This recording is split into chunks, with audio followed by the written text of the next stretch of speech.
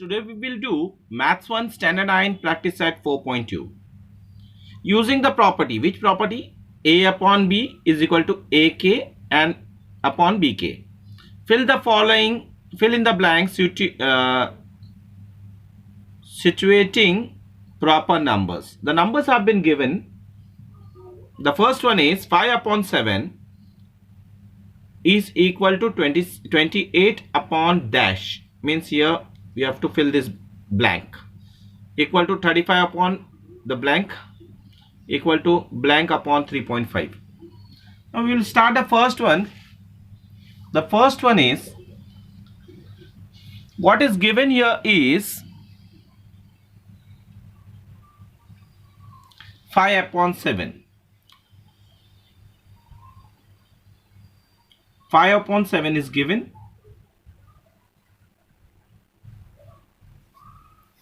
Now 5 upon 7, this becomes 28.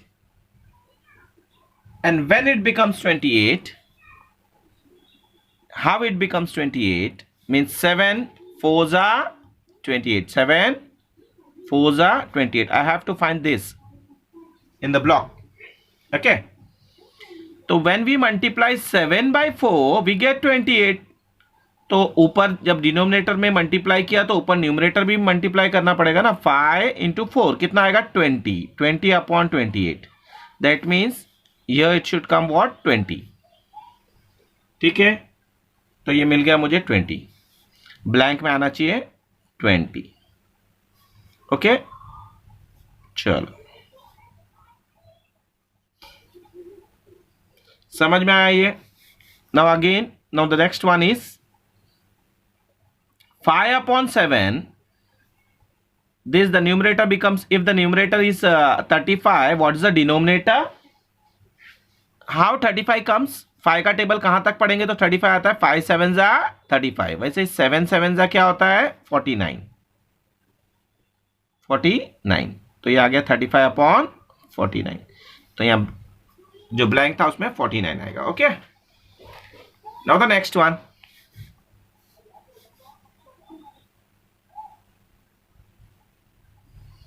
Next one is again 5 upon 7. What I want here is, numerator नहीं दिया है, denominator दिया 5 upon 5.3.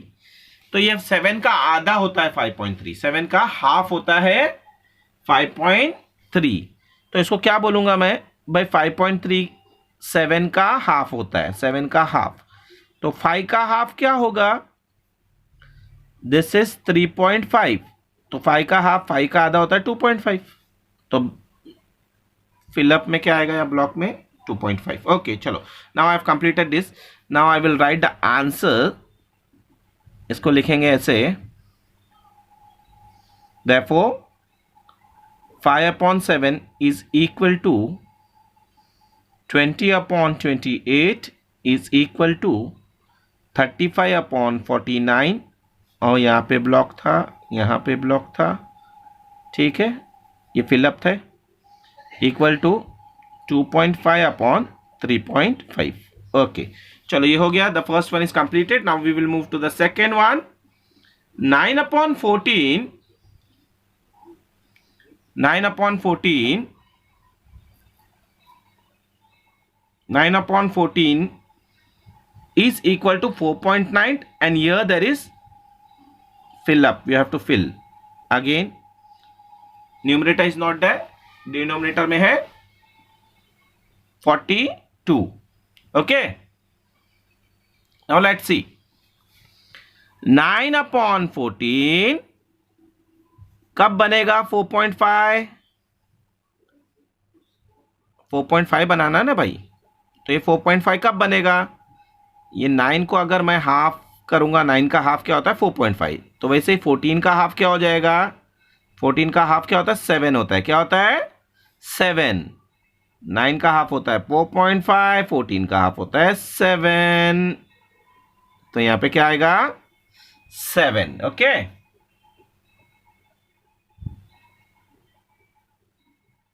Seven. ठीक है, एनी प्रॉब्लम?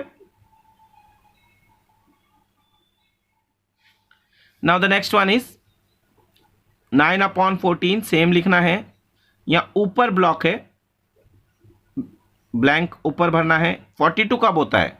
14 का टेबल में 42 कब होगा? 14 3 42, 14 3 if I multiply 14 by 3 it becomes 42। तो 9 को 3 से मल्टीप्लाई करेगा, नीचे करा तो ऊपर भी करने का ना, कितना होगा? 9 3 27, तो यहाँ आ गया 27। therefore आंसर लिख दो, 9/14 इज इक्वल टू 4.5 अपॉन, ये ब्लॉक में आ गया 7 इक्वल टू 27, ये ब्लॉक में है, अपॉन 42। चलो the next one, find the following ratios. अब रेशियो निकालना है, अभी क्या निकालना है? रेशियो निकालना है। किसका? रेडियस का सरकमफ्रेंस से। Ratio of radius to circumference. तो यहां पे आंसर्स लिखेंगे। Now the solution will be ratio of radius, radius क्या है इसका? आर होता है रेडियस का, भी क्या होता है? R. Radius means ratio of radius r, radius r to its circumference. Circumference क्या होता है? सरकमफ्रेंस होता है 2πr, 2πr। इसका रेशियो क्या होगा? इस, देखो रेडियस का उससे रेशियो सरकमफ्रेंस से क्या होगा? r is to 2πr। तो r कैंसल हो जाएगा, r इसका मतलब r upon 2πr, r cancel, ये 1 आ गया, ये आ गया 1:2π, 1:2π, ये आंसर है। Okay, now the second question is the ratio of circumference of a circle with radius to its area. Circumference of a circle to its area, circumference का उसके area से ratio करना है। तो नेक्स्ट पेज पे लिखेंगे इसको, ratio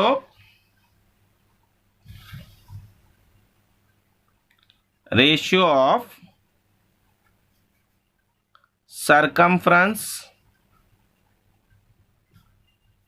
two its area, circle का एरिया को। सरकमफ्रेंस था 2πr, एरिया है πr स्क्वायर, पाई कैंसल, एक r कैंसल, एक बच गया, तो आंसर आ गया 2/r, that is 2:r, 2:r,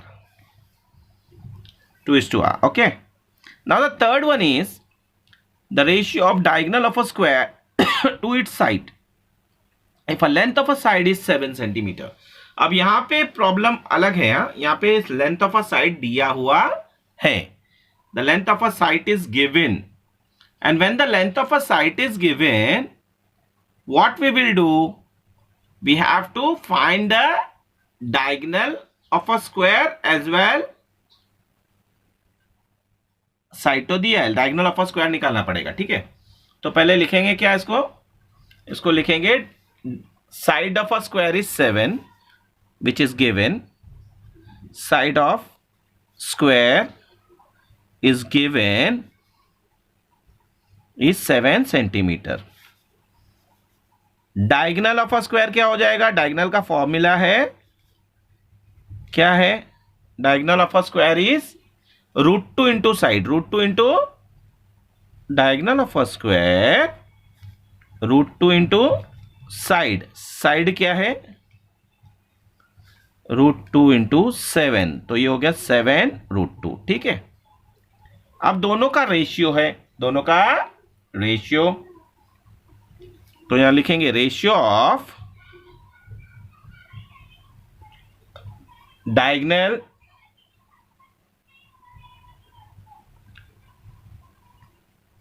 of a square to its side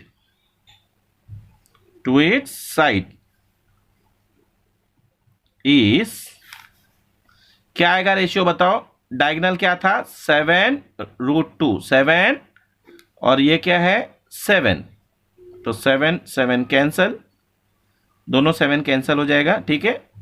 बचा क्या? √2, ये 1 आ गया, तो आ गया √2:1, √2:1, okay. Now we will compare some ratios. The ratios को कंपैरिजन करने के लिए यहाँ पे देखो रूट में दिया है या नंबर है, तो what we will do, we will multiply it. पहले मल्टीप्लाई करेगा, तो ये √5 मल्टीप्लाई बाय क्रॉस मल्टीप्लाई करो, √7 क्या होता है? √35 होता है, ठीक है, √35, ओके। अब मेरे को ये 3 से ये भी क्रॉस मल्टीप्लाई करना पड़ेगा, 3 × 3 ये होता है 9, लेकिन ये रूट के बाहर है, रूट के अंदर डालो उसको। रूट के अंदर डालने के लिए स्क्वायर करना पड़ेगा, रूट डाला तो स्क्वायर किया, 9 का स्क्वायर, तो ये आ गया 81। अब कौन सा रूट बड़ा है? 81 वाला बड़ा है, okay. Means √35 is smaller than √81, okay. If this is smaller than this, we can say that therefore √5/3 is smaller than 3/√7. Okay, now the third one.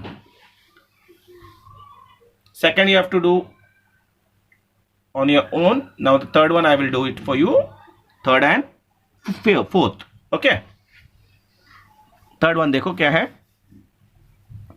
इसको भी क्रॉस मल्टीप्लाई करेंगे। 5 मल्टीप्लाई बाय 121, तो 5 से मल्टीप्लाई करेंगे, क्या आएगा? 5 1 = 5, 5 2 = 10, कैरी 1, 5 1 = 5, 6, ओके, 605। ओरली तुम कर सकते हो ऐसे यहीं पे जैसे मैंने किया, okay. Now we will multiply 18 by 17 से, 17 को 18 से मल्टीप्लाई करो। अब इसको अगर कर सकते हो ओरली करो, नहीं कर सकते हो तो रफ वर्क करके करना। This will come to 306। Which number is bigger now? 605 is bigger. Okay. So what we can say, 605 is greater than 306. That means 5/18 is greater than 17/121. Now with this we will go to the next problem, that is now √80, √27, okay, √80 and √27. Before that we will reduce this, ये √80 को √27 से multiply करना बहुत बड़ा multiplication होगा, तो इसको reduce कर सकते हैं, तो कर लेने का। कैसे करेंगे? ये पहला लिखा मैंने रेशियो, √80/√48। अब देखो इसका सेम मल्टीपल कौन सा है? ये 16 का टेबल में दोनों में आता है, दोनों 16 का टेबल में आता है। 16 5 = 80 एंड 16 3 = 48, ओके। तो 16 कैंसिल हो जाएगा। व्हाट रिमेन इज √5 एंड √3, ठीक है। Now again I will do it same for this 45, √45 and √27। ये भी 9 का टेबल में आएगा, 9 5 = 45 और नीचे भी 9 3 = 27. I will cancel this 9 and write what is remaining here, √5/√3. Can you see this? Both ratios are equal now. Both are equal. So I will write √5/√3. इसका answer and इसका answer is same. That means they both are equal. So I can write √80/√48 is equal to √45/√27. Okay. Now I will move to the problem. The fourth का first. Quadrilateral ABC is a parallelogram. The ratio of angle A and angle B of a parallelogram is 5:4. Find the measure of angle B. Chalo. What is given here? The ratios are given. Ratio of angle A is to B. Angle A to angle B कितना दिया है? 5:4. ये ratio दिया हुआ है. Now when the ratios are given, we have to assume, let the common multiple be x. Common multiple be x. तो हमने ये assume किया कि common multiple of ratio be x. If this is x, angle A will be 5x, 5 multiplied by x, 5x, and angle B will be 4 multiplied by x, 4x. If I draw the figure, if I draw the parallelogram here, suppose this is a parallelogram A, B, C, D. Okay. Angle A is 5x, angle B is 4x. And both these angles are what? Are they close to each other? Yeah, they are neighbors. Okay, if they are neighbors means they are adjacent angles. Neighbors means what? Adjacent angle. Okay, they are. Okay. And if these are adjacent angle and this is parallel, can you call this is an interior angle also? AD is parallel to BC, and if AB is transversal, then angle A and angle B are interior angles. और interior angles क्या होता है? Angle A plus angle B will be 180. Interior angles are supplementary. Interior angles are supplementary. I have to write a reason for it. Why it is 180? I have to just write interior angles. Okay, interior angles are supplementary. Now 5x इसका जो measure था वो लिखना है. B का है 4x equal to 180. ये हो जाएगा 9x is equal to 180 degree. X will be 180 upon 9. 9 ones are 9 twos are 9 zeros are. What I got x equal to 20. I got x equal to 20. This means what? What I have to find? I have to find only angle B. So B क्या होगा? B was what? 4x. 4 multiplied by 20, I will get 80 degree. B क्या मिला? Therefore, the measure of angle B is 80 degree. Okay. Now I will read fourth का second one for you. The ratio of percentage of Albert and Salim is 5:9. What is given here? The ratio of age is given. Ratio of what? Ratio of age, present age of Albert and Salim. And Salim दोनों का present as का ratio दिया है. Is what? 5:9. Okay, तो ये लिख दिया. अब नेक्स्ट उसका आगे क्या बोलता है? 5 years hence the ratio of their age will be 3:5. 5 years hence का मतलब क्या? 5 साल बाद. You have seen the movie 20 साल बाद, 10 साल बाद. Here it is 5 years hence. 5 साल बाद. 5 साल बाद उसका रेशियो क्या होगा? अब प्रेजेंट एज का रेशियो दिया है. प्रेजेंट एज अपन क्या उसको बोलेंगे? वी विल टेक का common multiple x. Let the common multiple be x. If I took ये कॉमन मल्टीपल x, एल्बर्ट का प्रेजेंट एज क्या हो जाएगा? प्रेजेंट एज ऑफ एल्बर्ट क्या हो जाएगा? कितना था एल्बर्ट? 5, तो 5x. Present age of Salim, present age of Salim. Again, you have seen the ratio here. 5 to क्या था? 9 था, तो ये हो जाएगा 9x. ओके, ये प्रेजेंट एज है. अब 5 years hence, 5 साल बाद, 5 years hence,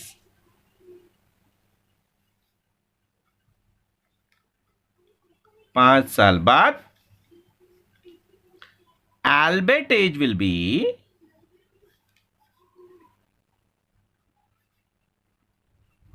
what will be his age?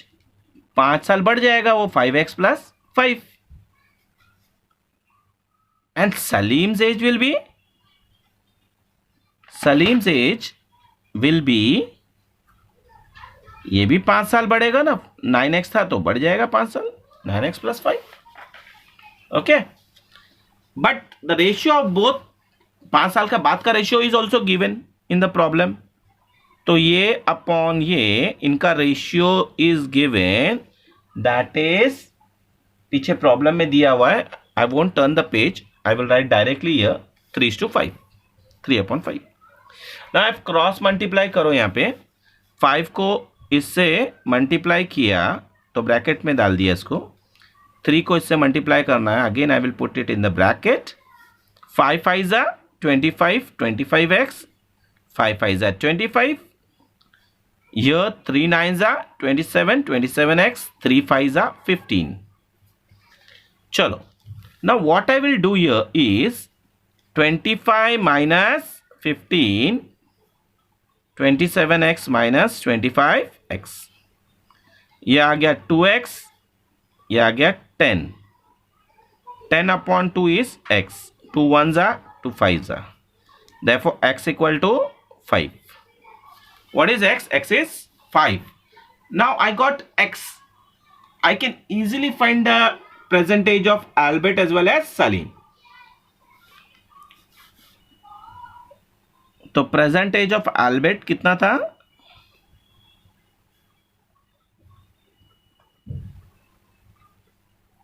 5x. That means 5 into 5. 5 5s are 25. 25 years का एल्बर्ट है. प्रेजेंट एज ऑफ सलीम क्या है? Present age of Salim, Salim शायद 9x है. It's quite bigger, elder. 9 5s are 45. 45 years of age. Okay. चलो, I got both का present as, Albert और सलीम का. I think this is enough. बाकी का जितना भी है that is reduced from your syllabus for this academic year. Thank you. Have a nice day.